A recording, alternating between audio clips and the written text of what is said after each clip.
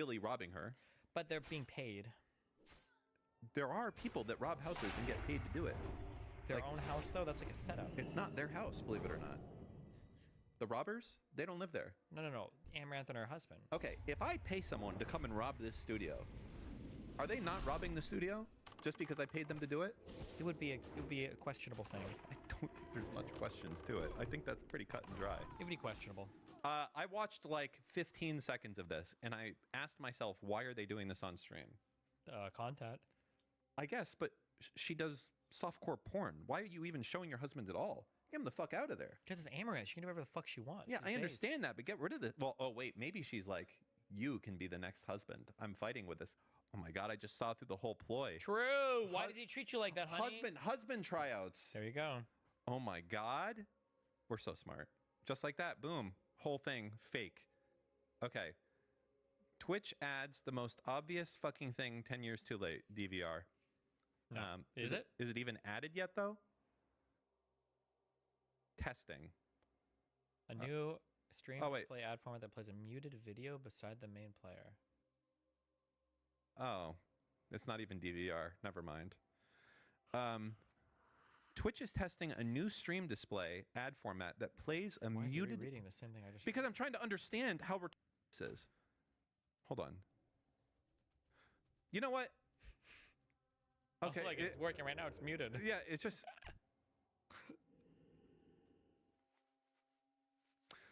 Can you play the audio? She's flipping you off. No, it's working. It was working. It was working. It was. Okay, it's playing. It's just slow. She moves slowly. Okay, we'll just watch this here. You start my fantasy of a pretend character that I have an unhealthy bond with. Yeah. Like, what? Like, yeah, you would think that. Even really notices it. Like, it's kind of funny. You just named my entire relationship list in order. Wow. You know what that is? Your mom? Desperation. Do you know why? Why? Because one Jew with too much time on his hands single-handedly took down this fucking corrupt organization. And any day now, they will be fucking gone. Oh boy. Dan found the wrong tweet. What? What? What do you mean I found the wrong? That's what Stale said. Click it. There's nothing to click. LeMayo. Okay, scroll down. Twitch has launched Treasure Trains. Treasure Trains. Okay. Where if you hit level 5, it unlocks a 35% discount on 5 or more gifted subs.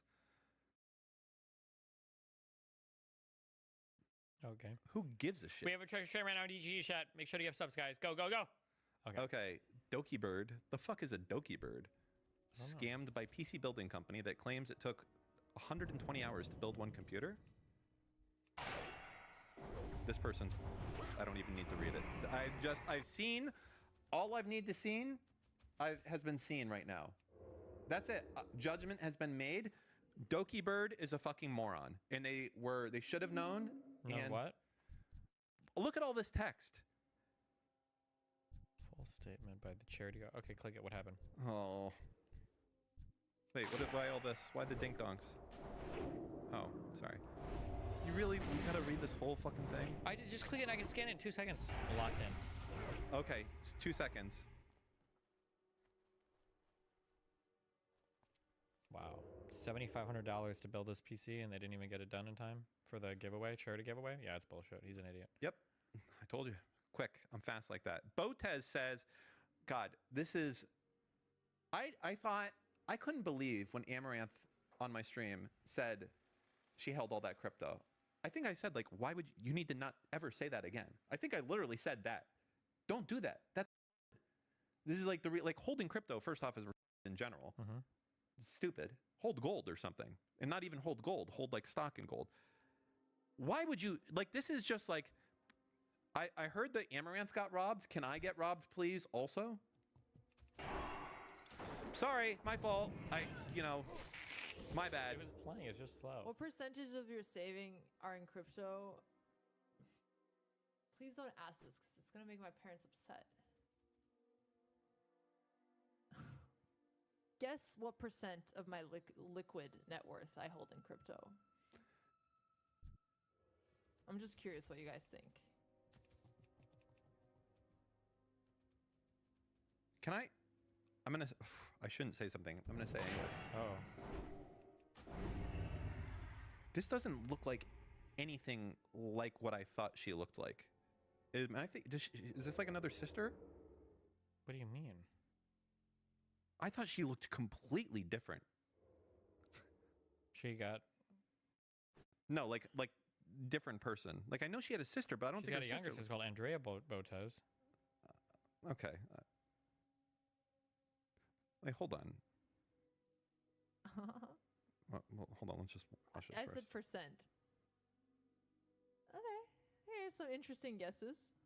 Some interesting guesses. I mean, you can only guess 1 through And 100. obviously it fluctuates depending on the price.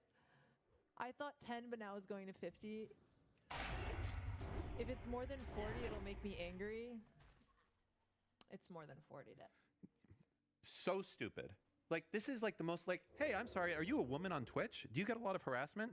How would you like to add some IRL harassment to that from people who want to rob you? Yes? Just say these 2 words and you too can fuck up your life. Wait, why would they? How is that making sense? What do you mean? How Saying would that you have millions of dollars in crypto? That's literally what fucking happened to Amaranth. People watch this and are like, oh, we're going to go rob this You don't bitch. know that? It might have been her husband that hired him. Oh my. Dumbass. Also, it's not like they couldn't steal your normal money. Huh? What? What, do you think that like people, they have like fucking bags of $100 bills in their backyard or Look at something? what happened to Last Shadow, LS. People they stole all his magic cards. Yes, that will happen when you say that you have things that are worth stealing at your house.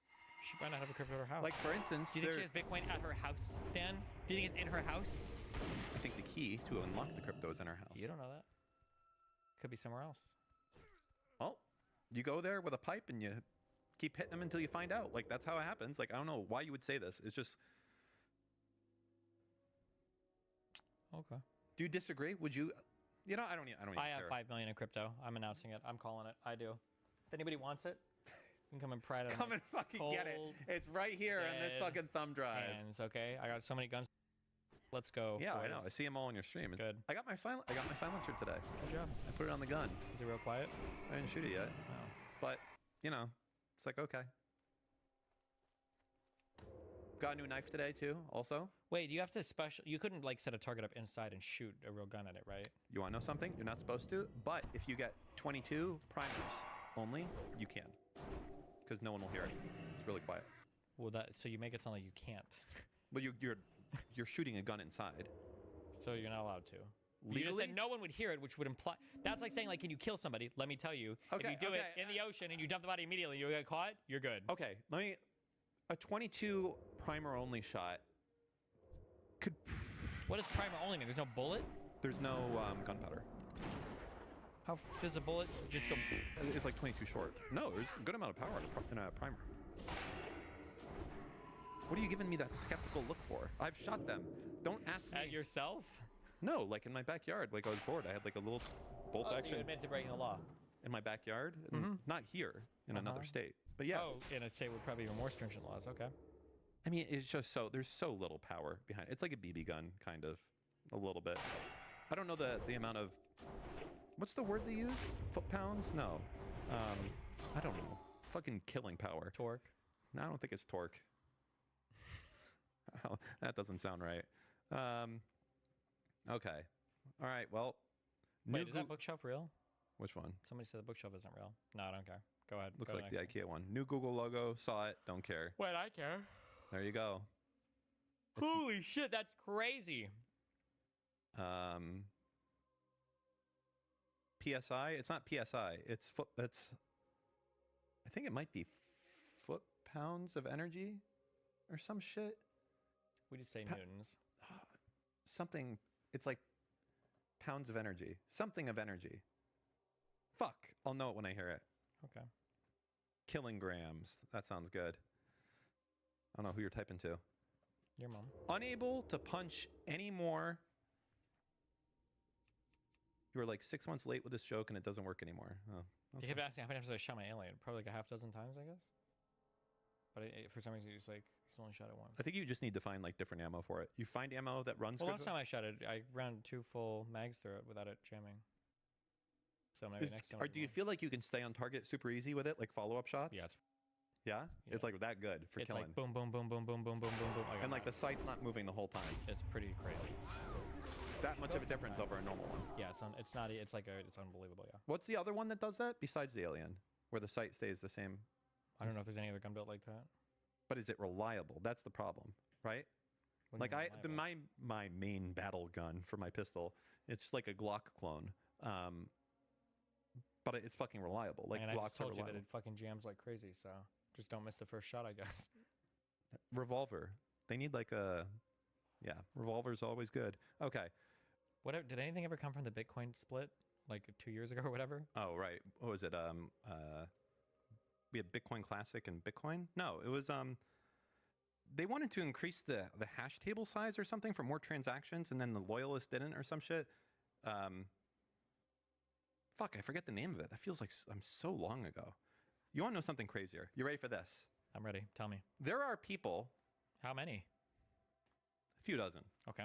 that still think that Bed Bath & Beyond is going to pay them out a lot of money for owning that stock. What is that? Was that part of the meme stocks? That was like the ultra meme stock. That's like the one that it's so bad that the GameStop people make fun of you. Well, there were like 4 different stocks that all went meme, right? Yes. GameStop. Was it AMC C, and Bed Bed Bath, Bath Beyond. Bed Bath & Beyond, correct. 2, 3. Was there one more? There may have been one more. Fuck.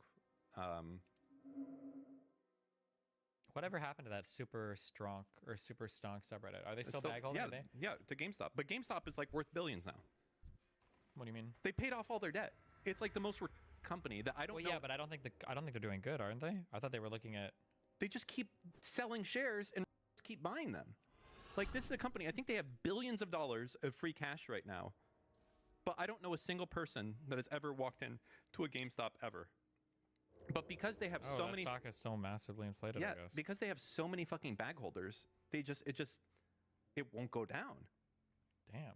It's fucking crazy. Like GameStop, why? What would you go to a GameStop for? Like I would say like sell games, but who the fuck buys games? Like, did they have CDs for Xbox and PlayStation now? Do you like buy not CDs, but DVDs for? I don't even know what they. I thought you would download it. Like when you buy it, don't you just get a code? Do people actually buy physical media? I bet GameStop is part of one of their. GameStop is probably like the equivalent of TurboTax, trying to make game companies still produce fucking physical media for games. They're like, no, you cannot go I feel like digital even, I could only. be wrong, but I feel like even back in the Xbox 360 days, I don't even know if the physical media had everything, because I feel like you'd pop in the DVD and then it would still have to download like 80 gigs or whatever to make it work. Yeah, it's fucking crazy. I don't know how much longer do you think console gaming can stay a thing, right? Because computers are pretty cheap. All it really takes is someone, I guess Steam. I don't know if computers are cheap. You can get it. You can get a cheap computer now. I just bought my kid a $800 brand new laptop that had a 4070 in it. Sure, but what you just said was like 2x the cost of a console. No, it's not. How much do you think a console costs? Probably $400, maybe. Which one? What's the name of the latest console? I don't know. I don't either. The This is PS6? going to be a learning experience for both of us, so I have no idea. I'm guessing it's more expensive, and I have no There's idea. always like 2 or 3 versions now. So. Okay, so what do you want to start? Xbox or PlayStation? What's the current Xbox? Are we on Xbox One still, or is Is there it the a new one? 720? That wasn't real, was that? I don't know. Look up latest Xbox MSRP. I'm gonna say between $400 and $500. I'm going to say, 500 though. Damn. okay, Series X. Here are the consoles. Let's see the cheapest one we can get. Click, click. No, I hate when you click and it goes a little to the left so it doesn't click. You know what I'm talking about. You know, you were there. You were there when this happened. Okay, which one? The best value? Is this where we're going? Are we a value Go game? for it. Yeah, we're a value gamer. I hate being a value gamer. Are they gonna list prices on the website here? Oh, damn. Damn. Yeah. But hold on, wait. Don't click it yet. How much do you think that 1 terabyte version costs? Maybe another $100. Yeah, I bet it's like 480. Oh, that's not bad. That's not a bad markup. That's surprisingly cheap. I Yeah, would say. that's one of the reasons why consoles have always had a hard time. If you want to be one of those guys that's like, you can build a PC to compete, you have to go. What type of graphics power is in this thing though? Like, what's the equivalent to this? Actually, The thing is that because of your vertical monopoly, they can sell these consoles like at an unbelievably low markup, or they can sell them at cost, or they can sell them below cost and make the money back on licensing and everything for games. it's not a real console. It doesn't use CDs. CD's nuts. That's the shit one. Well, we knew that was the shit one. That's why we were looking at it. Is the other one much more expensive? Like, this is the one. I imagine this is the one everyone buys, right? Like, if you buy this one, they make fun Look of on the you. left. 450. 650. 650. Oh, I'm close. 600. 550. 550. 730. That's if you get the Galaxy bundle. Nobody's got time for that. No, it's just the Galaxy Black. It's just a different color. It's just black. And it's two teebs. All right, yeah, the 2 terabyte one, 730. You can get like a decent computer for this. Like, if you get a desktop computer, I think you can outperform this in every way. $700, you could build a Problem too is you have to keep in mind that your inputs, keyboard and mouse. Yes, So that's another at least. but they have that Steam controller. The Steam. Isn't that thing like $100? And it's shit, isn't it? No, I think it's actually like regarded as one of the gold standards of controllers. Like, I think the tactile feel of it is supposed to be pretty good. I think. I'm not positive, but yeah, they have the Steam controller. But I mean, how much And then is you it also really? got to get like a monitor. Yes. Well, no, you can use your TV. HDMI, same way. Who's gonna let their kids set up their computer in the family room and play on TV? 5800X 3D, 32 gigs of RAM, 2080. I think that would be less than this. Without including Well, that's everything, right? Motherboard, monitor, keyboard, and mouse? keyboard, and mouse you steal from your school, Okay. obviously, like a good person. All right. Okie dokie.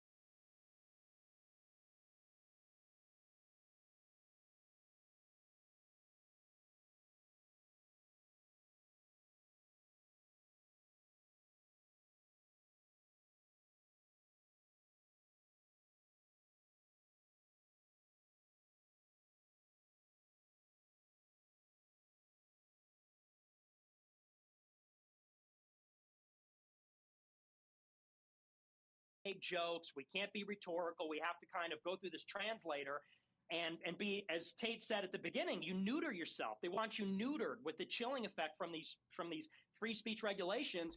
Or do you just kind of go out? I feel like I have filled up the room with such a cacophony. Like there's just like this ambient perception of me as this like vaguely horrible person. Now I can say whatever I want. Now I can say whatever. And, and I think people can recognize if they watch my show. Yeah, go ahead. Sorry, Nick, I'm going to put you on the spot and then get Destiny's thoughts. I'm going to ask you a tough question. Sure. And I'm pretty confident you will not get banned answering that question. But what is the most controversial belief that you currently hold? And the mic is yours. It doesn't matter how controversial it is, because then my next question for Destiny and anyone else would be, should that belief be censored? Should the ability to speak about that belief be censored? Nick, the mic is yours. Okay. Well, I would say the biggest taboo right now is talking about Jewish people, because I talk about race and I talk about gender and a lot of things. And the biggest taboo is, as we all know, talking about Jewish people's influence. And they could be right wing or left wing. I think, though, it seems like the influence of Israel is maybe the biggest one, because even conservatives talk about George Soros. So I would say it's Jewish influence. And my answer for that is I think that only Christians should be in power in America. And I don't know the details of how you'd work that out in terms of if you pass a law or there's a qualification, but I think that we should have all Christian legislators and Christian presidents and Christian Supreme Court judges. So I would say that's probably my most controversial. I'd say taboo number one. We've discussed this point in previous spaces. I want to ask you, and Keith, I'm going to go to you in a second, but give me one more, Nicholas, and then we'll go Nick, and then we'll go to Destiny afterwards. The second taboo thing, and I've got a quote here about. I'm going to read out a quote. Could be out of context. Maybe it could be the second one when you said it could be a joke as well. We need to go back to burning women alive more. Again, if I took it out of context, I do apologize. But can you maybe elaborate that quote? And could that be the second most taboo belief that you hold? Which I'd be surprised if you actually hold that belief. I see your co-host thumbs down that one. I wonder, she didn't like that I said I want to burn women alive. That's obviously a joke. And if you look at the whole context of that clip, I said in a very deadpan way, I'm like, women are casting spells and they're becoming witches. In the Middle Ages, they used to throw them in the river. They used to burn them alive. I'm like, and here they are lying on the stand about, I think in that case it was Johnny Depp. I'm like, they're lying about Johnny Depp casting spells. I'm like, we got to burn these women alive. Obviously, a joke. Oh, okay, I'd put that in I'd put that in an extremely bad joke, but yes. Can I ask Nick a question real quick? Your reaction is what makes it funny. Yeah. So yeah. I would stand as tribute for you to burn me at the stake, but you'd have to be tied to me. So what would be before Ed and Keith, just 2 seconds. So Nick, what would be the second most taboo belief that you hold? And I want Destiny's thoughts on either of these, whether they should be censored. And I'll ask Ed the same question, and then Keith. Probably my other one is that race is real. I'm a race realist. I think that there's genetic differences between the races as opposed to everything being environmental. So, I mean, and those are broad categories of talking about Jewish people, talking about biological diversity, human biological diversity. That's what people would say is the dissident right. Those are like the two biggest taboo things they believe. And then so for me, I guess those would probably be the big two. So Destiny, these are two beliefs and I'm guessing you disagree with. So should Nick have the right to speak about those two topics on any social media platform, not just X? I mean, personally, I think that if you're large enough of a social media platform and you're hosting political conversations, I think almost any kind of mainstreamish, like if more than 1% of people believe in it, there should probably be conversation happening about it. So I would say that everything he's brought up, yeah, you should be able to talk about on most mainstream like social media platforms, assuming political conversations happen here, right? Like if you've got like a social media website for, people talking about, their cats and dogs, then I can understand banning the speech there. But for places like Facebook or X, Twitter, like I can understand people wanting to have those conversations here, and you should be able to. But again, I would like to repeat the same thing I've said a million times. It is so boring that nobody will actually present what it is they actually believe. I don't know if it's strategy or I don't know if it's cowardice, but like what is it do you think that I'm hiding? I mean, you just said two things that are objectively true that everybody believes in. Like Jews have a disproportionate. Jewish people have a hiding? Jewish people what am I hiding? What am I hiding and not saying? I can say it. So well, I can give a reason why people would hide their beliefs on that. I can give a reason why people would hide their beliefs on that. I mean, Destiny. Wait, if you want to hide your beliefs, that's fine. But then say that. Be like, yo, I'm not going to say what I actually believe because I'm not going to. No, but what is? You're muddying the waters because I can't say it. Yeah, I'm just saying. A lot of people don't. Go ahead and say it. I can't.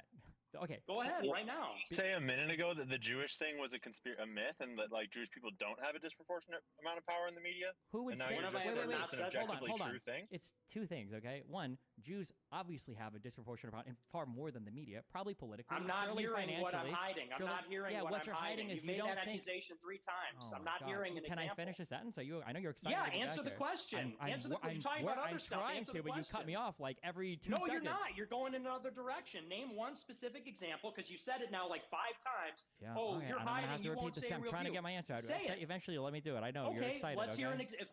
say the example. then. Yes. So the idea that Jews disproportionately represent some part of like the power structures is not the controversial nor the strong claim. That is an objectively true claim that everyone can see. The strong claim is the idea that there is a secret cabal of Jewish people that are working to undermine other races across the world that are coordinating and working through all of those structures of power. That's the controversial belief. That's the thing that you believe in and you preach. But then you come onto these platforms and you give the weak take of like, don't you think that like most of the people's in charge are like kind of more Jewish than like they really should be? Or the same thing with like the race and IQ thing. Like everybody who's reasonable to anything should acknowledge that there's going to be genetic differences, probably even genetic differences between groups of people. But that's not your claim. Your claim is black people are dumber due to genetic reasons on whole versus white people. Like that's the strong claim. You make the weak claim that is like everybody believes in it, but then like the strong claim goes unsaid, and that's usually what people are upset about. Which you can argue is good or bad, but so at least like let me own just, up, like man up and own your positions. Don't like say the most milquetoast, like obviously true things ever, and leave all the controversy, behind you. That's weak.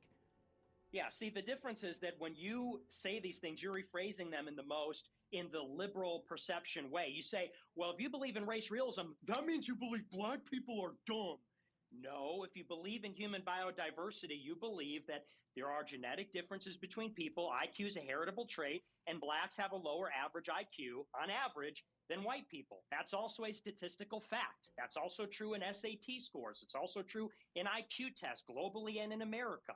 I've never hid from that. I said that in front of a crowd of black people at Iowa State. I said that in front of Myron. Hang on, and Myron is here. I said that in front of a panel of all black women on Fresh and Fit. That's a fact. Because you're just reframing what I'm saying I'm not in a reframing liberal it. way. You're saying that if someone believes in genetic differences, then that means that you believe black people are dumb. No, and if you say that Jewish people influence society, you believe in a shadowy cabal where they're like evil wizards and blah, blah, blah. So it's like, of course I'm not going to say the caricature and the reframing that you're giving it because you disagree. You don't like that people find it persuasive. That's why you put me on a blacklist and said, it's persuasive, I will never stream a Nick Fuentes. Because but you're then not saying when I'm on a big space, then you got to show up to derail and disrupt and say, oh, all the persuasive stuff, well, he's just lying. There's secret evil views that he has that, well, you just aren't hearing right now. So that's why you're gonna break your one rule. You come on the podcast, even though you quote unquote you're obsessed with comic book villains. Because as you said, I do like that movie. Because as you said a couple of years ago, you don't like when people like me talk to a large audience. You're the one that's hiding a political agenda. 7 people DM'd me to come here, okay? So I decided to come and hang out. That's what my career was over a couple weeks ago. Hold on. Just Ed and Keith, I want to ask you both the same question. Is like seeing that back and forth between Nick and Destiny. Is there anything in that back and forth that should have been censored? Is there anything that could have, that could be considered hate speech or could have led to violence and should not be allowed on X or any other platform? Look, I think it should be up to the platform itself. If a platform wants to censor certain types of hate speech or certain types of incitement of violence, I think they should be able to do that. Even despite sorry to interrupt you, Ed, but despite the amount of influence they have now compared to 10, 20 years ago, like if you give them that right now and they all just meet in one room, they can essentially control speech around the world. Yeah, but I think that's their right as a corporation. I don't, Ed, what's the platform's primary objective? The platforms, what platform are you referring to? All of them. Why do social media companies exist? What's their primary objective? To make money. To make money. And you're saying that they should be allowed to ban certain speech they don't like if that allows them to make more money, correct? I believe, as in capitalism, I believe that's the way it should be. So if Pfizer came along and decided to give a bunch of money to one of these social media platforms, would they allow anti-COVID vaccine conversations and speech or vaccine injury proof on their platform, or would they censor it to make as much money as possible? I think it's up to them as a corporation to do as they please. Just like Donald Trump with Truth Social has censored liberals from his site. That's fine, but we're talking about people getting injured from the vaccine. I think Elon Musk has the absolute right to run it the way he wants to do it. That's like and under his terms, that is, as long as something doesn't break the law and I guess that can be, subjective to some, like what's going on in Brazil. I think that's his right, and I think if that's the best way to run it, that his platform will probably succeed. Cool. So vaccine. I understand what you're saying. So vaccine injuries do exist. However, the platform's objective is to make as much money as possible, and Pfizer is funding the platform, so they're going to pretend vaccine injuries do not exist. So they are purporting a false version of reality. They are creating and aiding the matrix and making people believe a version of reality that is not true, primarily for financial profit. And those with the global centralized capital can control narratives and can control the world even at a better level than most political parties. Would you agree with that? Unmute. I have to mute because wait, there's Pfizer echo. is not even worth that much money. Why would right? we assume Pfizer can control speech on?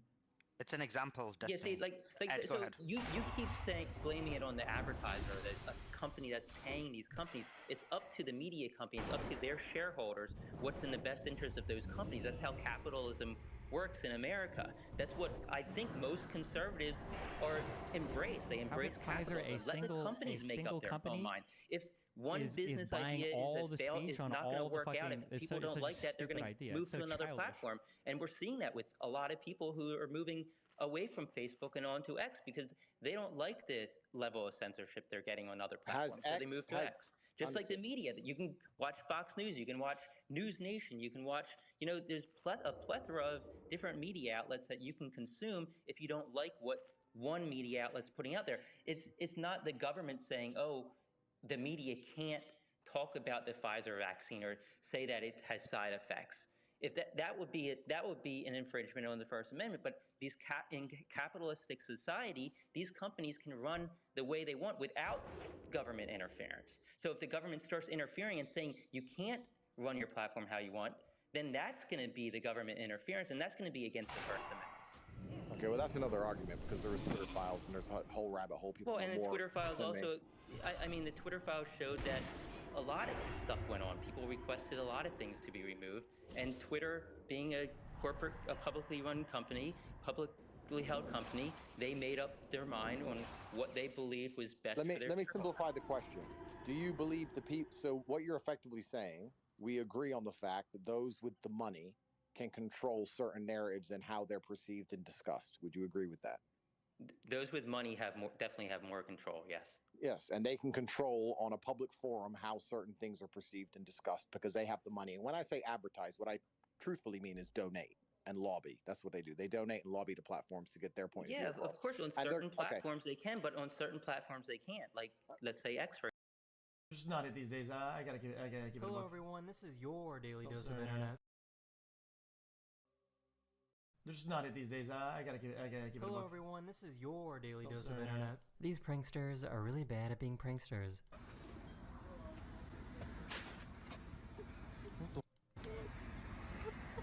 Oh, you missed that, bro. Yep, thank you. Oh, sorry, I gotta reach a little bit. Who does this guy think he is? If you make this shot right here, what are they doing? We could go get ice cream. Yeah, right? That's fun. Really? Hey, what's up? I didn't.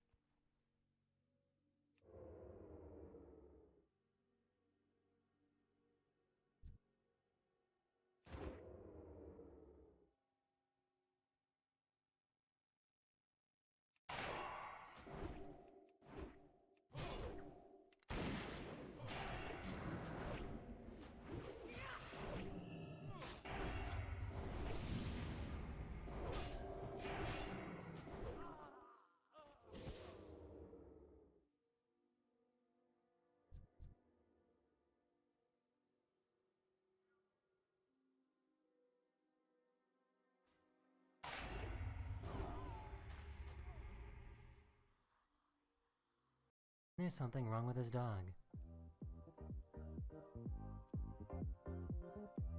This video now gave you a new fear of going to the beach.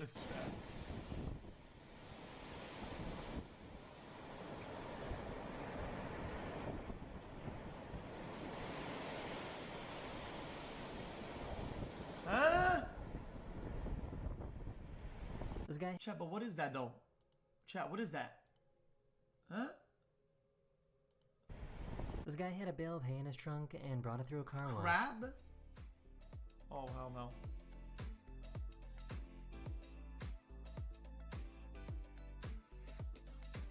Oh, cool, man. He was What a FaceTiming dumbass. his dad, and it took forever for his dad to realize that he was right behind him. Eu não tô escutando o som aqui. Tá falando, meu filho? Pede ajuda pro Eduardo aí atrás de você. Tá aqui. O que é isso aí? O que é? Ah lá. Isso é coisa antiga, né? Coisa antiga. Velho,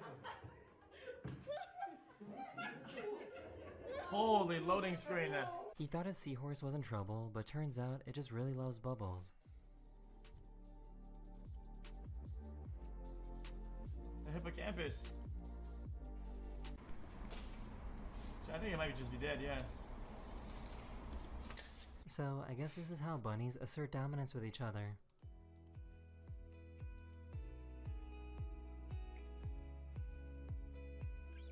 That's cute. I think these guys just really hate being able to hear.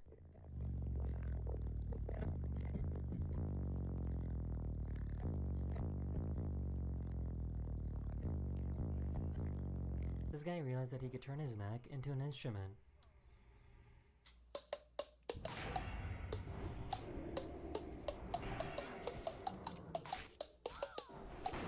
Do that with The all cowboy your, passed do that with away your belly and too, wanted no? his Like ashes all your to body go on parts. one last ride with his favorite horse. See what I can do with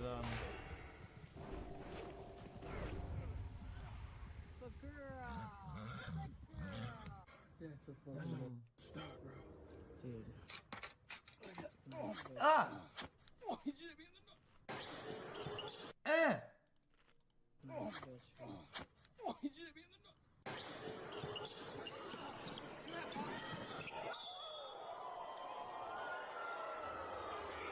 Everyone that was graduating got their sleeves stuck on this railing.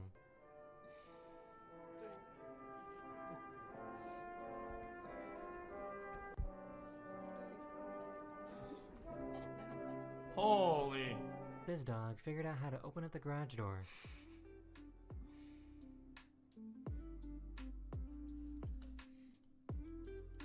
They made a human chain to show how electricity travels. So we're gonna give him like about a minute to charge. Oh, I remember this, a classic. And then see how this goes. Frankie, whenever you are ready, man. Chat, is it the same intensity for everybody, or does it get lower, or is it less because there's a lot? How does that work? Whenever you are ready, man. It gets lower as it goes, or this seagull really knows how to speak a second language.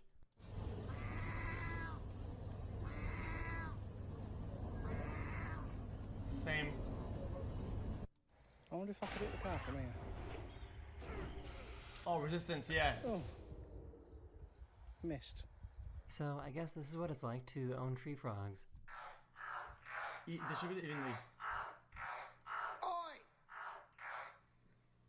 You two are supposed to be asleep. I'm just casually strolling, yeah? It's a nice sunny weather. You know what I'm trying to say? Sun's out. Yeah. And then I see this. What the? Is a trampoline did up there? It's a gust of wind. This dog really wanted to place an order.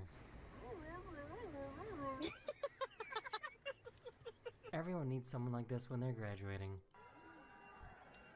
Hannah, Heaven, Ed. Chat, I gotta give some props to the people that work in and out that go outside like that.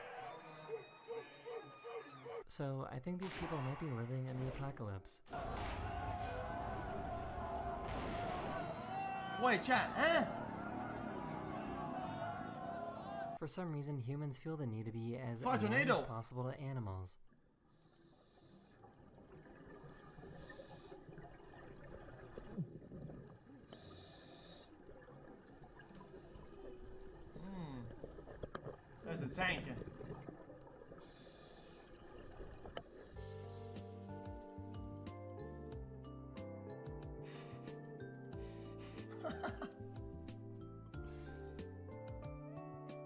So one of my subscribers found a really wrinkly egg.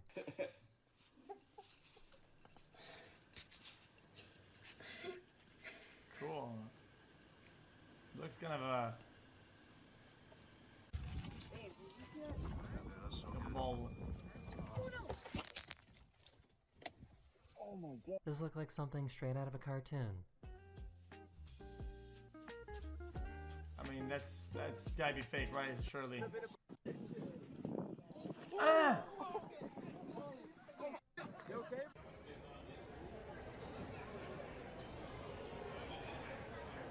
Salida del vuelo Aeroméxico. He decided to put chandeliers on his headlights. That's cool though.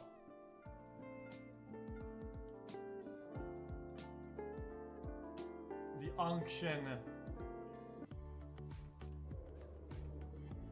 Cool.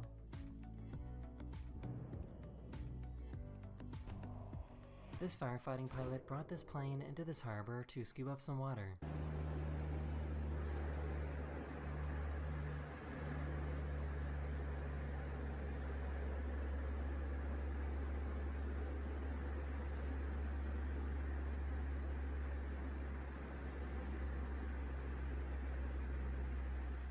Oh, that's cool. Very cool. She spotted the International Space Station going between the moon and Venus. The moon, Venus, ISS. Wait, what? Saturn. Chat, you can see that clearly? Like that? ISS. Saturn. Really? This is probably the most Chat, stereotypical. Chat, you can see Saturn, right? From normal view sometimes, right? No? Yes, yeah, you can. I swear I saw it last time, and I was telling Aiko, I'm pretty sure that's Saturn. Whatever. I thought I was schizo. I'm sure I saw it.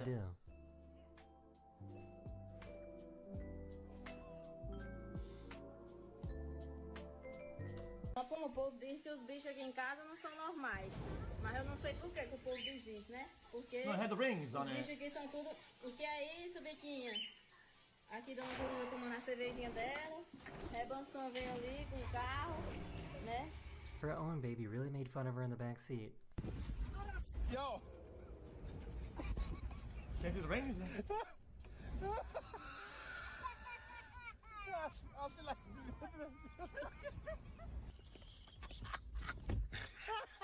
She somehow dropped her baby in this train gap. Okay, my bad. I think I saw it normally, and my brother showed me a picture with the rings. You see the rings in the telescope. Yeah, the telescope. Also, what the fuck is that? She somehow dropped her baby in this train gap. Okay, but how though?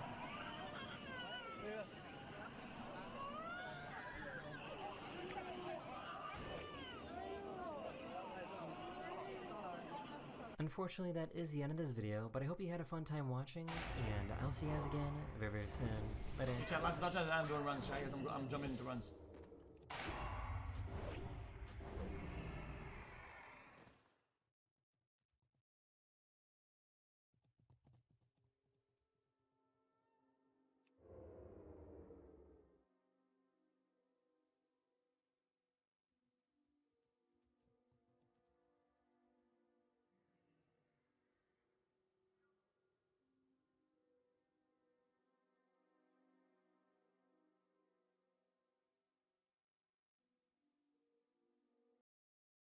Also, hold on, sorry. We have an ambulance video. He didn't call the ambulance because they cost too much.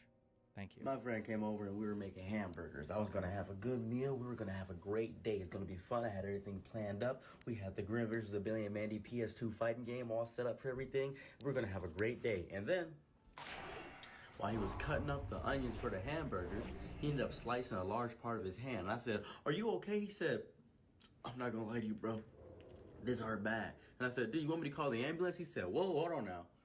He stopped me immediately. He smacked the phone out of my hand with the bloody hand and said, "Don't you ever disrespect my wallet by trying to call the ambulance." And I said, "What are you talking about?" He said, "Don't you know how much it costs me for the ambulance to come?" And I said, "What?" He said, "Dude, the ambulance costs so much money." I said, "What are you talking about? What do you mean? I didn't know they cost money."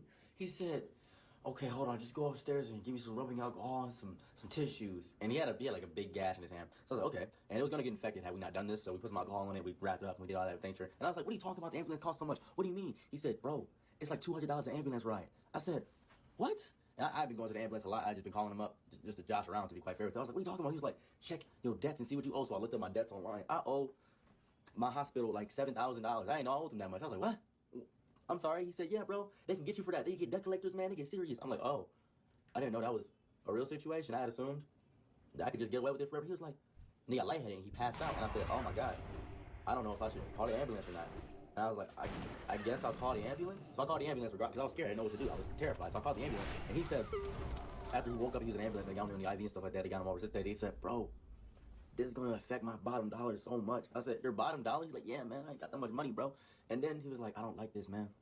I don't like the fact that I got to pay all these fees." I'm like, "You don't got to pay this, man. Just not pay it." And the person in the ambulance said, "Yeah, I don't pay my ambulance fees." I'm like, "What?" He's like, "Yeah, I don't pay." Thank you. Okay, there we go. We got all the sides of the story now. Thank you. President Trump is saying to our European partners is you got to raise the amount that you're paying for those drugs and pay for your share of the innovation. That the United States is no longer. Okay. Hassan, slop time. Okay. Yeah, the fact that like people still use that quote when I say like it doesn't matter what happened on October 7th. Oh fuck. We missed it a little bit.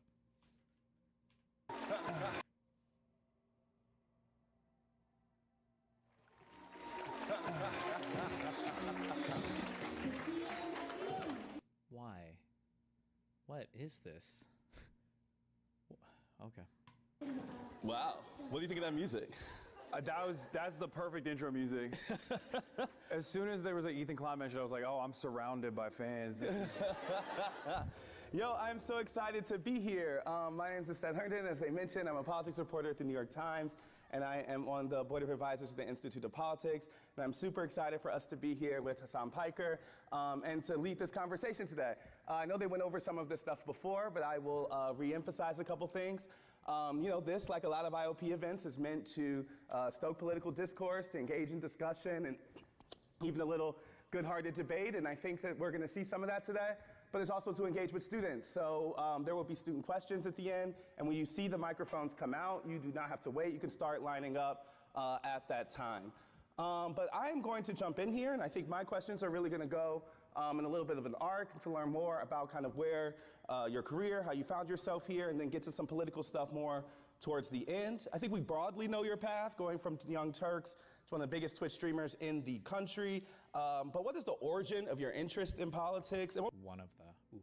What was the moment where you decided to break off of the Young Turks and go off from yourself? Well, okay. So I was always interested in politics because I... Oh no, it's his nightmare question. Okay, I gotta answer this without ever bringing up the fact that the first like 2 years of my political career were handed to me by destiny. Okay, let's go.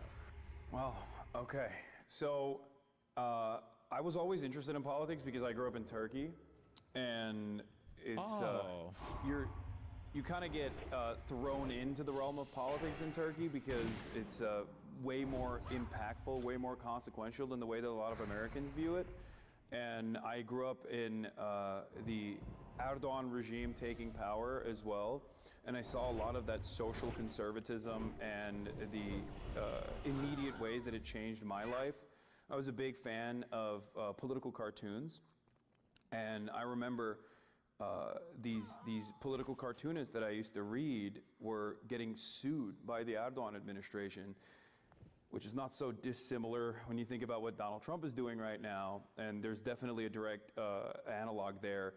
But it was little things like that and life-changing and meaningful ways that always kept me interested in talking about politics and keeping up with the discourse from an early age. And then as far as like how I transitioned from the Young Turks to go out on. Why doesn't he mention his dad as a politician? Because I think he founded or was part of a very far-right political party. He always avoids the things in his past that he thinks might make him look bad. My own in 2019. Wait, what did you say? And then as far as like how I transitioned from the Young Turks to go out on my own in 2019. He didn't bring up anything related to. I mean, like, I guess I can see, if I'm being honest, I can see both sides of it. I get so jealous of, there are certain people I've dated that have hung around. When I hang around their family members and I see, like, how, fuck, I don't mean it that way. I love my family, okay? But sometimes people just have family members that are super involved in certain things. Like, fuck, that's fucking awesome. That's super based. I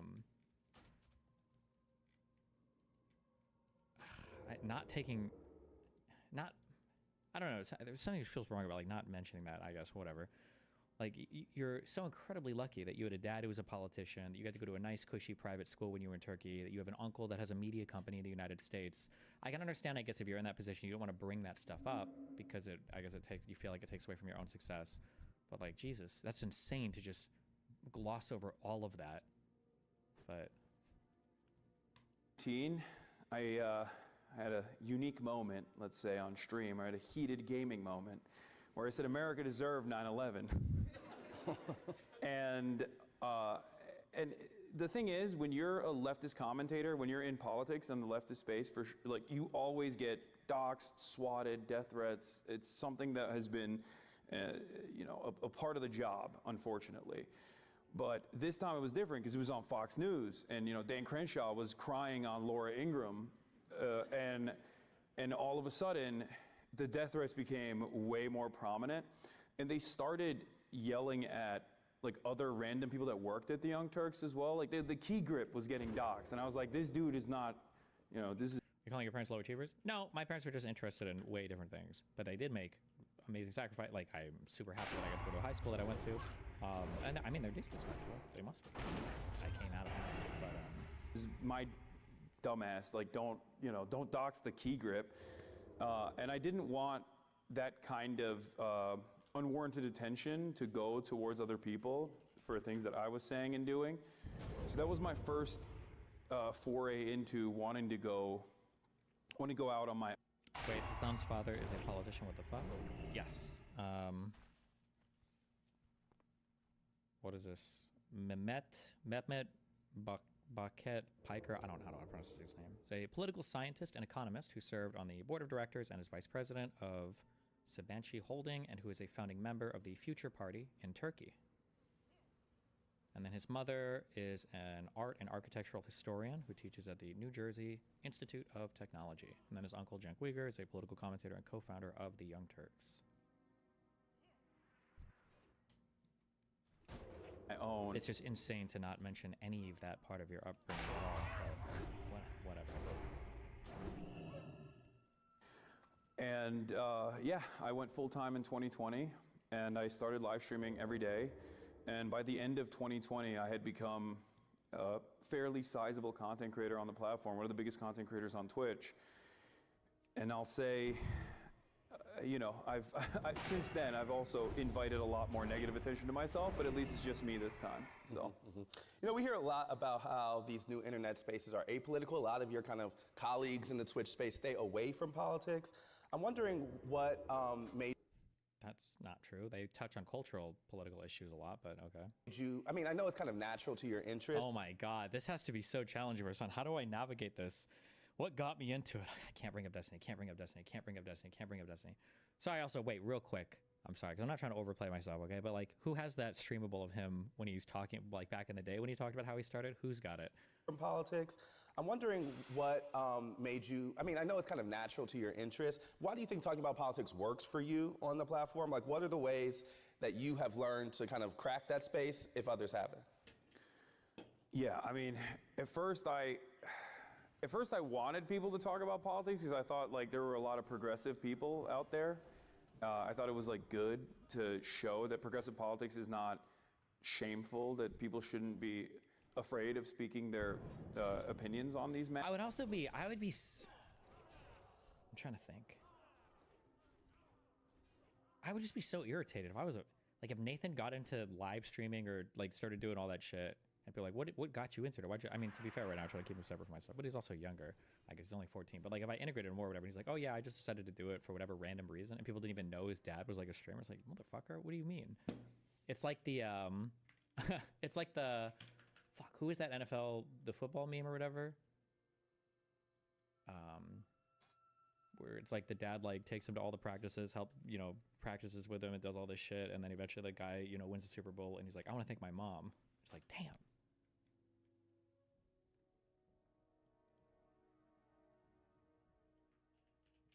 Destiny meme archive. Oh, sorry. This is just funny. This is how I used to talk about this before we had our big breakup. I just made my own choices and built meme. my own business model, I guess. If I I think that is a Bill Cosby joke. Were to use a term like that, I paved it on my own because I thought like this is a concept that I think is cool. Gaming. This is a concept that I think you can marry with gaming. Political commentary. I paved it on my own. Shout out to Destiny, by the way. Oh yeah, I forgot to say, yeah. Oh, you know of him? Okay, cool. Yeah. But when I watched that video, I was like, oh, that's cool. So we have like somebody in the gaming community who's actually pushing back. Hell yes, Destiny's the reason why I know about Trihex as well.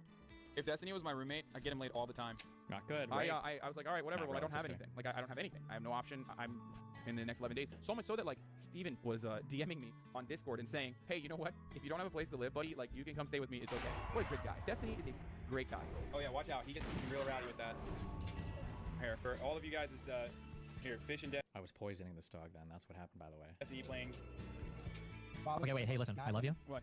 I told a friend that I would play a game with him, and then I have to get ready for that Scott podcast shit. Listen, don't worry, you're gonna get all my viewers want to watch it are gonna go to your screen. Okay. I mean, no, it's fine. I wanted to watch it with you, but it's cool, dude. Friendship is just dead, I guess. Oh, Speedo McGee's your fan that gave me 200 subs so far. No, you're coming. I thought this was like a convention. I thought this was like the Young Turks like office Christmas party. Family party. I told you. Oh, why the fuck would I go to your family party? I don't know what you're gonna do. Sit around and eat Chinese food by yourself while crying. People in the chat are like, that sounds like Destiny for sure, dude. Your fan base is wild, dude. All right, you want to go out tonight, dude? What's going on? What happened? Why are you gonna just stick them like that, dude? I don't play video games. They didn't want you to be here. That's why. Oh, you're like standing up for me. Solidarity. It's not gonna hurt my feeling, brother. No, it's fine. No, why would I help anyone else? You're the only person who's ever done that for you. You better feel special. Oh wow, I do, dude. Well, I mean, I'm super cute, but you're cuter. Don't worry. In a different way.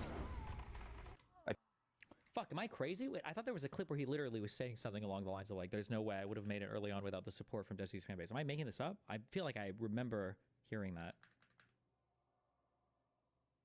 Somebody will link it in chat. But listen, when you're part of that old guard, you just don't get the credit. Matters. And then Asmongold became the largest political content creator on the platform, and some people know who that is, but he is a right-wing commentator now, the biggest right-wing commentator in North America, actually. And now I'm like, maybe don't talk about politics. It's better if they stay apolitical.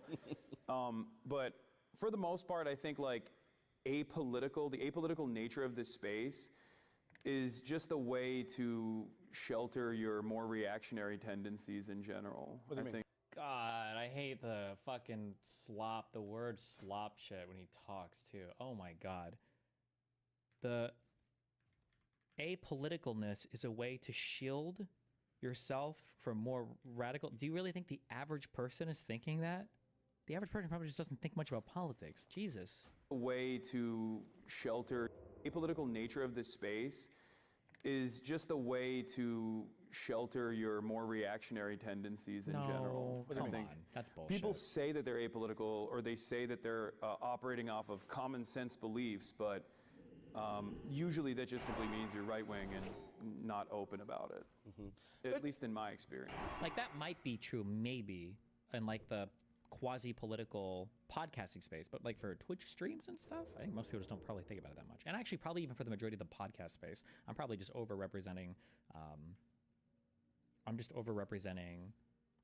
all of the cringe fucking like Joe Rogan tier, whatever all those podcasts are. Yeah, but obviously there's been a bigger discussion kind of since Democrats have not been in that space, and there's been some thought about how do they find themselves more naturally there. But I'll talk about that later, actually. I want to ask more directly, do you consider the line between like entertainment and activism? Do you think of yourself as a journalist? Like, how do you actually see your role? Yeah, I don't. I see myself as a political commentator. Like, depending on who I'm talking to, I'll explain it as like Rush Limbaugh without the brain rot. Literally and figuratively, because he had brain cancer. And also... Did he? Rush Limbaugh? I thought did it metastasize to his brain? I thought he had lung cancer. Maybe it went to his brain. I don't know. So you don't have brain rot. I'm impressed. Yeah, and also brain cancer, and also I think holes in his brain from prescription drug overuse. He's dead. He can't. What was he gonna do? We're focusing on that though. So anyway, but like it's basically like AM radio, but for Zoomers.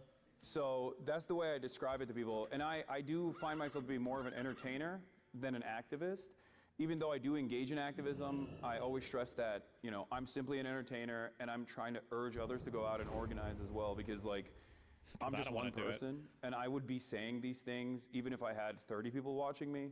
But when I have 30,000, 40,000 people watching me, that means there are 30,000 to 40,000 people that can go out and organize, and then... God, we need a Charlie Kirk so bad. Oh my God, this is such a grifter take. How does he not feel bad? Like, there's so much more you could do. I don't know, whatever. That's crazy. Build a movement that way. So, yeah, I see myself as a political commentator and not an activist, even though I do engage in that. One of the things I think that when it ups my folks have clout. found, obviously your audience, you know, testament to this room, skews younger, skews folks who are highly online. I wonder, and it's, I mean, is that false? But I guess I'm saying I think it's also captured an audience that legacy media has missed, right? Yeah. What do you think is working in terms of why people are coming to folks like you versus why places like even the New York Times are struggling to reach some of those people? They're too far right. Please shit on how far right and lib-cucked these places are. When they need to all be like Bernie and AOC. I mean, I think there is a personality aspect to it for sure, but I think the medium that I'm in is so interactive, and people are looking for that. There's a sense of community building that exists online, on Twitch and in live streaming in general, and that is not exactly replicable by traditional media outlets, and they're never going to be able to do that regardless. Like, it'd be really funny if Jake Tapper had like parasocial stands. Oh, that's actually a much better answer. That is true, and it is difficult for other mediums to emulate that. That'd be weird. I think he does. Doubtful. But I think that's definitely one reason for why I have these audiences. I'm also at a place, like, I speak the language. I'm from a different generation, and I'm also not in the same traditional media orbit, so I wasn't put through the ringer to develop a certain way of speaking and develop an attitude that is like very DC media bubble oriented, and I think that is genuine and people appreciate that. To the point about the community, I found it really fascinating. Like, it's very obvious, you know, kind of the power that like folks like you hold.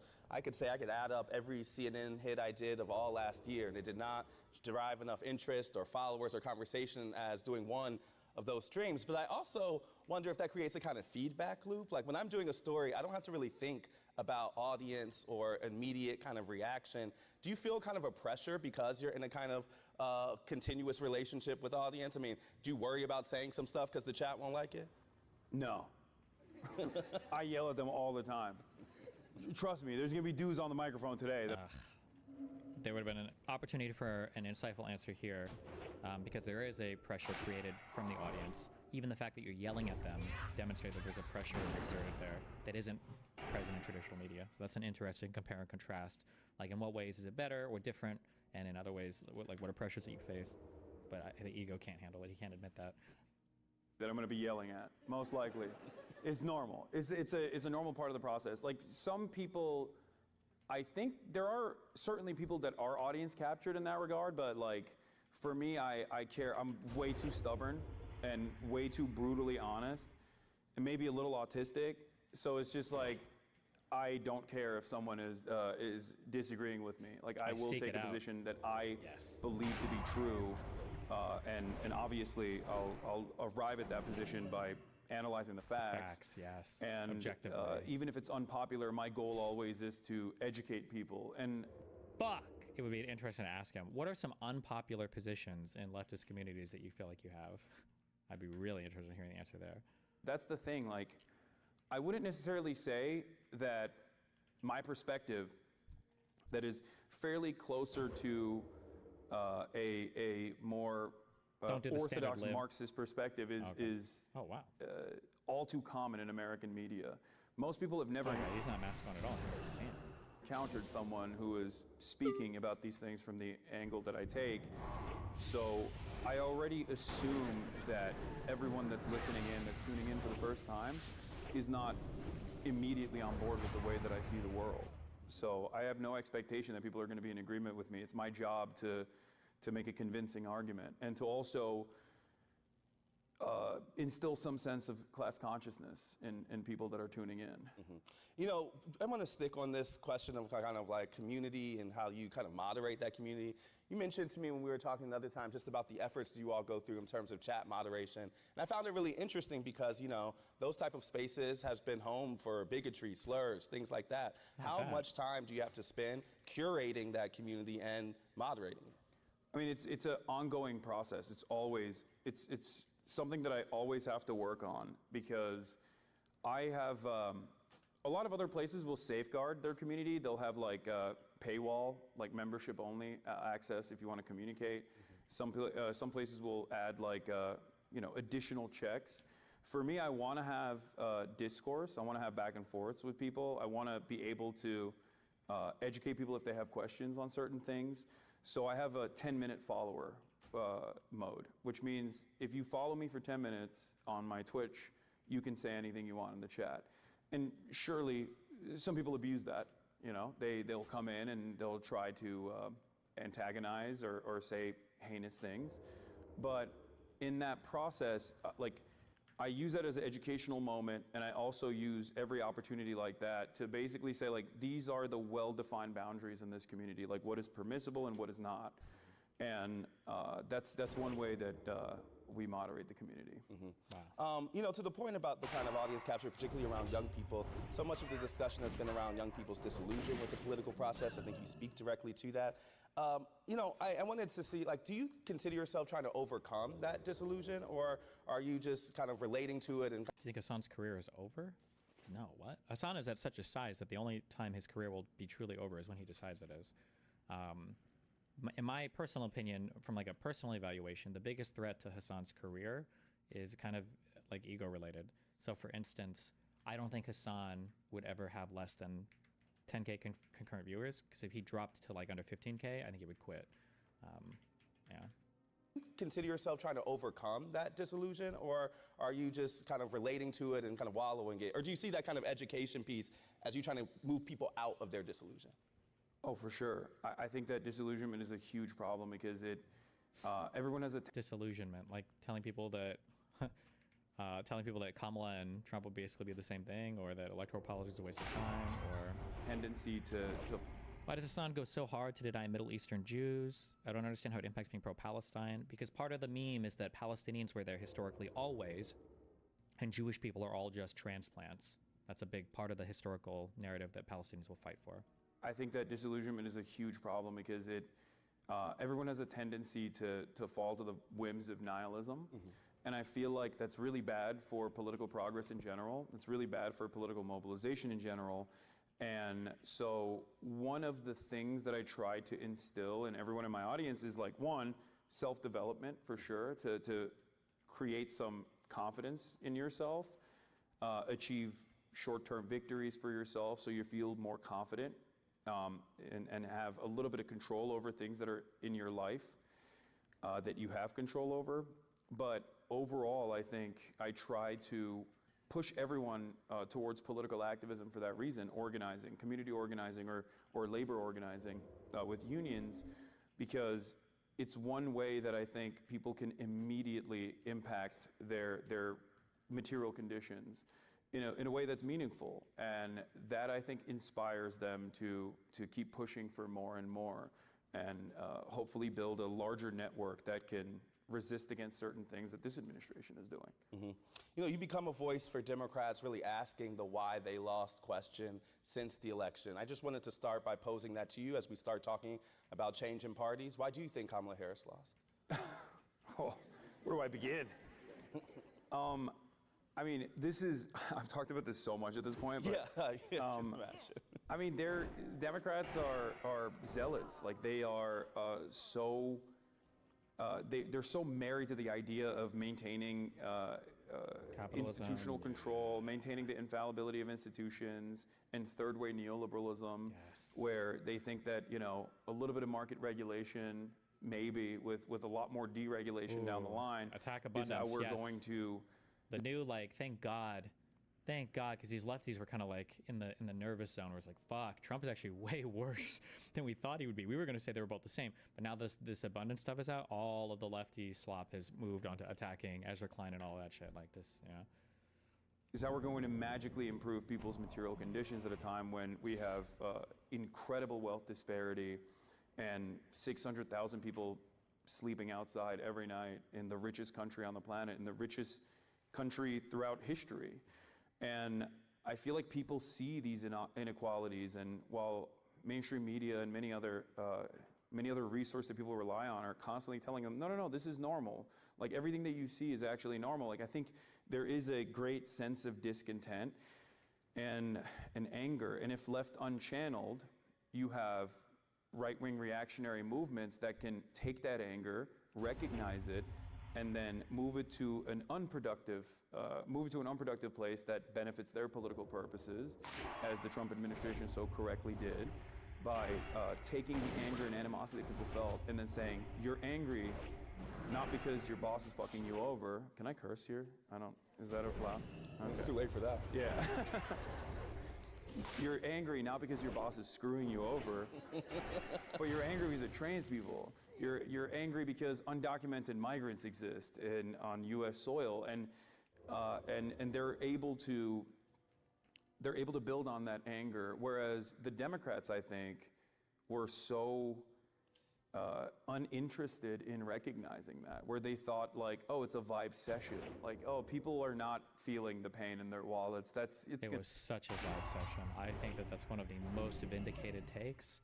That is one of the most vindicated takes of all fucking time, given how the electorate has responded to Trump's and the economy under Trump, and they've like 180'd on it and everything. I think that was always the case. To go away. Fucking true. And no matter how many think pieces you write on that, like the average person is not that's not going to change the average person experiencing negative real wage growth for almost 2 years under the Biden administration. Yeah, I mean, I think this is where there was a lot of overlap in how. In our work and what you were talking about is because, you know, that kind of 2021, 2022. That negative wage growth, that's a very tricky number that he just cited. Is he saying negative wage growth because the real median wages didn't catch up to where they were under COVID until like the end of the Biden admin? Because those real median wages were super inflated.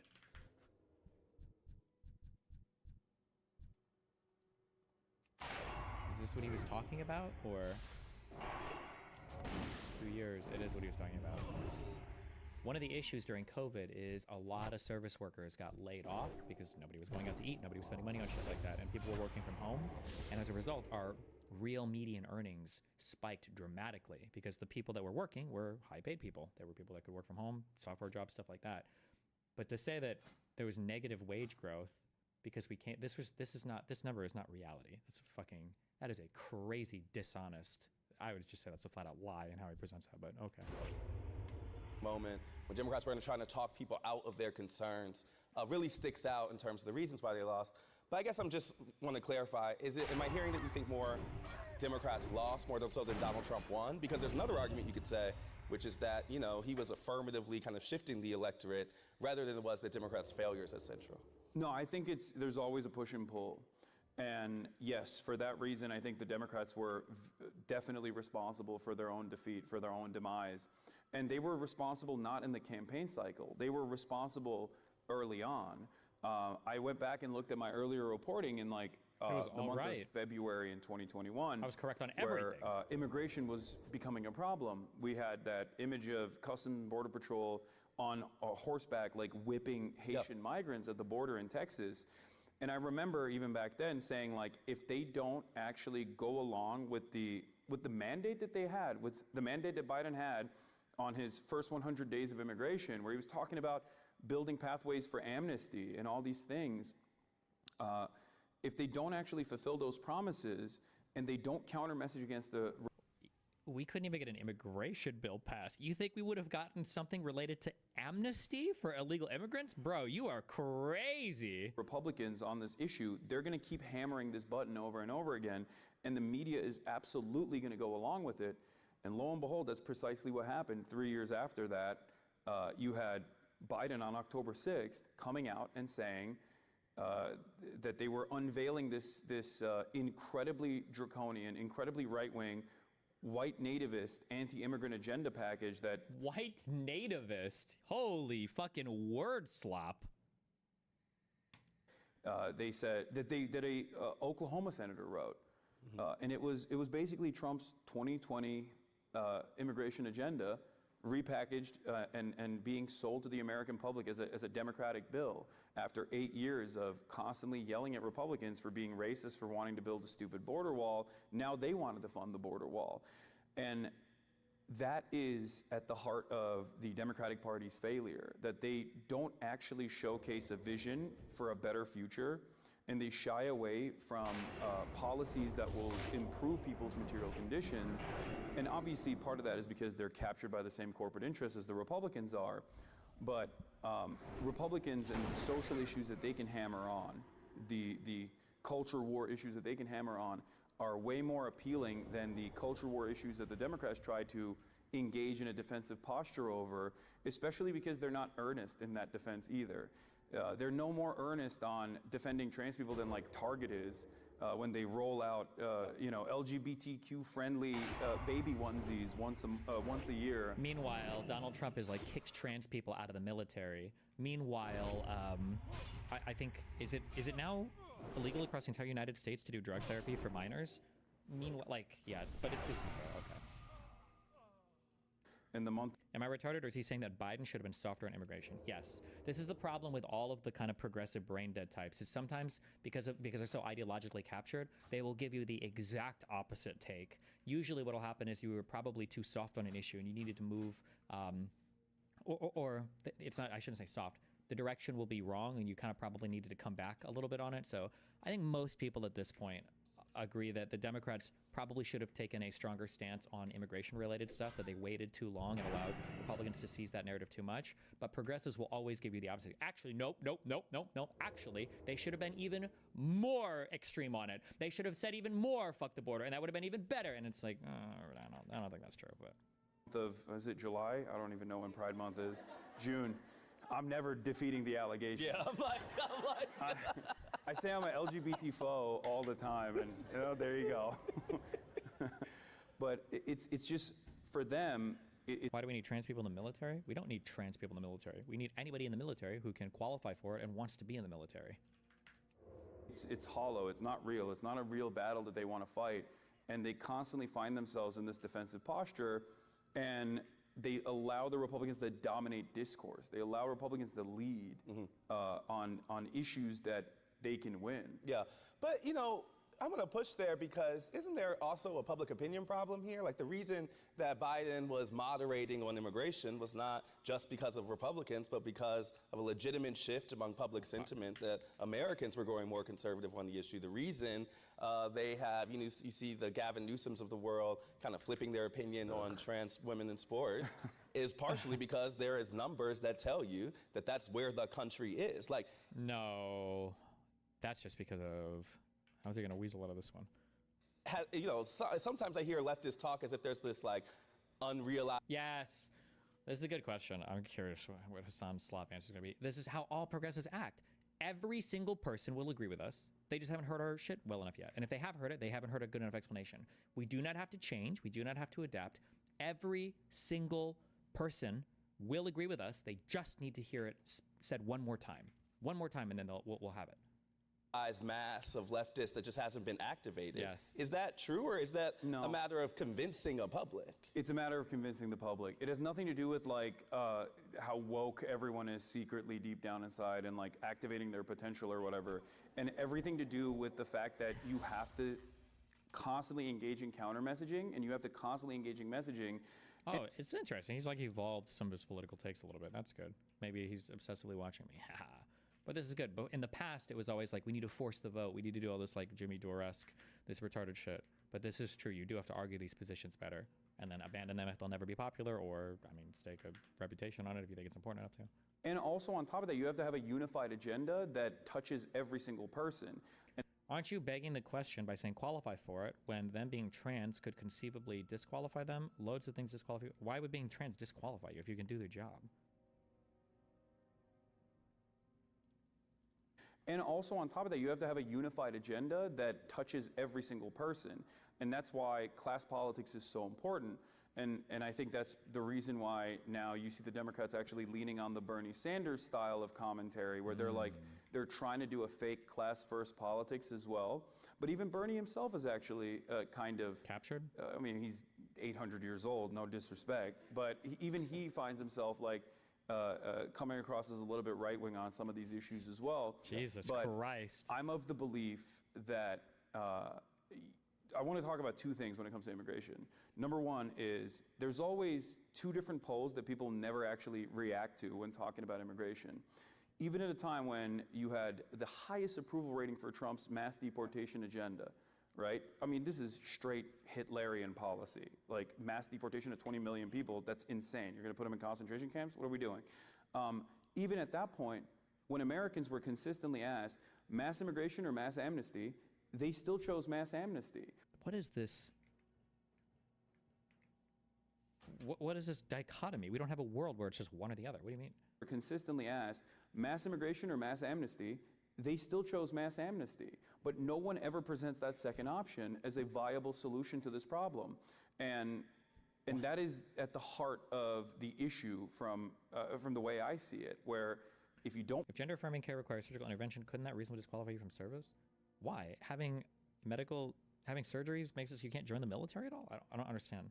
Present Americans with the other option, if you don't constantly counter message, if you don't actually do your very best to showcase the humanity of migrants and how much they contribute to these communities, then of course Republicans are going to constantly counter message and talk about some of the most heinous, some of the most violent things that have taken place and attribute that to migrants across the board, even though there's no evidence that shows that undocumented immigrants are responsible for a larger share of crime than natural-born U.S. citizens, and only evidence to show the exact opposite, that they're responsible for less crime per capita than natural-born U.S. citizens are. So Democrats never make that argument. And I think it's because they're afraid. I go back and forth. I sometimes think they're controlled opposition, and then other times I realize whenever I talk to a Democrat or a staffer, I'm like, oh, you're just stupid. Like, you just don't know. You just don't believe in yourself, and you're just posturing as a somewhat progressive figure on certain issues in an effort to win votes, but that's it. Like, it's not genuine. You know, you mentioned the kind of primacy of class politics, which obviously is a theme in your work. I remember when Bernie was making some of these arguments in the 2016 and 2020 race, and also remember when he ran into big problems in places like South Carolina and others. I think needing to dilate removes capability of active combat. Okay, if you talk about shit, you're just fucking retarded. I'm just banning you, okay? Go to Kick Chat. Okay, I'm just banning you. Not every role in the military is a combat role. I don't know if this is just from like fat fucking Americans who have lost their 4th or 5th toe from diabetes that you are not treating because you're sitting there stuffing your fucking face with Burger King all day, and you just have like fantasies that you sit there and jerk off your micro penis with your wife's boyfriend's girlfriend's tweezers that you stole out of your guest room. And this idea that every single person joining the military is somebody that's like strapped with 100 pounds of gear doing active combat roles all the time. Like, if you're that fucking retarded, okay, if you're actually that fucking clueless, spend more time, okay, slurping loads out of your wife's boyfriend's girlfriend's husband's asshole instead of commenting about anything relating to the military. It's so fucking retarded. You're actively making this place a worse place. You're a bad person that is doing bad things to this country because you have delusional understandings of everything around you, okay? Jesus Christ. where that argument wasn't really landing. How much does the left need to, win over working class folks of color who haven't really come to them in the same type of way? And what is the balance between recognizing class politics and the importance of identity politics and representation to some folks? Yeah. You and I actually had this conversation on my stream where we were talking about like the Democrat machine and how strong it is. I also had another conversation similar to this with my friend FD Signifier, shouts out. He's a wonderful YouTuber, about how like the black aunties are the backbone of the Democratic Party, right? Like, and they are— And the world, basically. Yeah, yes, exactly, for sure. And what I was interested in understanding is like, I think a lot of people of color understand that it's about survival, and it's about the demon that you know as opposed to the demon that you don't. And in most circumstances, they make this decision knowing full well that like the people that they're voting for are not, I mean, they're maybe marginally less racist than the other side that's like overtly racist, right? And I think that because there's so much strategic voting that takes place in that regard, I think as long as you can make it out of the primary structure, like— I don't think that counts as strategic voting. Strategic voting, I don't think, is voting for like the lesser of two evils. I think when people talk about— I could be wrong. Isn't strategic voting referring to when you vote for somebody that you might not like at all, but you're doing it because you either think somebody else can't win or you're trying to fuck up a primary?